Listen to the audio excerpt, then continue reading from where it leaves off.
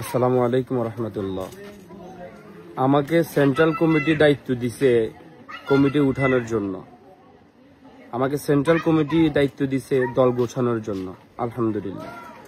কিন্তু আমি ছাত্রলীগ আওয়ামী লীগ পুনর্বাসন করার জন্য সেন্ট্রাল কমিটি আমাকে দায়িত্ব দেয় নাই।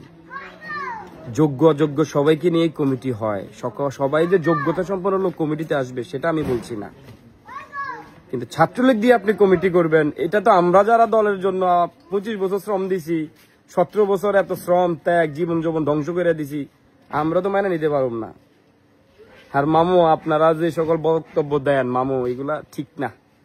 বক্তব্যটা এই যে আমি গতকালকে বক্তব্যটা শুনি নাই, কিছুক্ষণ আগে একজন বলল বক্তব্যটার মধ্যে নাকি এরকম ছিল, দায়িত্ব দেওয়া হয়েছে, এর বাহিরে কেউ গেলে অবস্থান নিতে দেওয়া হবে না।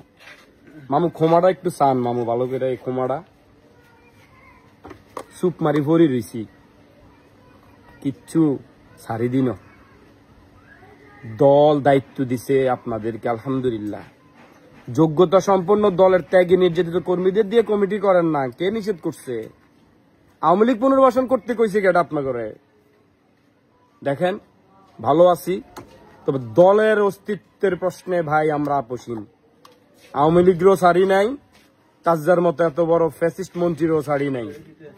আপনারা তো মিয়া নস্যি, ইনশাআল্লাহ। সো সম্মান শ্রদ্ধা নিয়েই বলতে চাই, দলের অস্তিত্বের প্রশ্নে, বিএনপির অস্তিত্বের প্রশ্নে আমরা আপোষহীন, ছাড় দিব না, এক চুলো না। আর যখন নিজের ধৈর্যের সীমা বিভৎস আকার হয়ে দাঁড়াবে, আল্লাহ মাবুদ জানে কি হবে।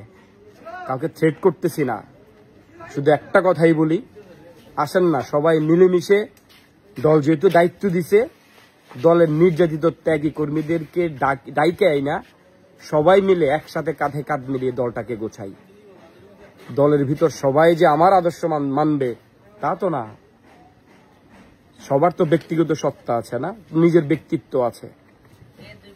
দল তো করে সবাই তো বিএনপি করে, কে কাকে মানলো না মানলো এইগুলো নিয়ে ঘাটাঘাটি না করে, দলের ত্যাগী নির্যাতিত কর্মীরা কমিটিতে আসতে পারতেছে কিনা এইগুলো মনে হয় আমাদের দেখা উচিত। আশা করি আমার কথাগুলা আপনারা সবাই যে যার মাধ্যমে পারেন পৌঁছাবেন। রিকোয়েস্ট, আপনাদের জন্যও ভালো, আমার জন্যও ভালো, আর দলের জন্যও ভালো। ধন্যবাদ। আসসালামু আলাইকুম।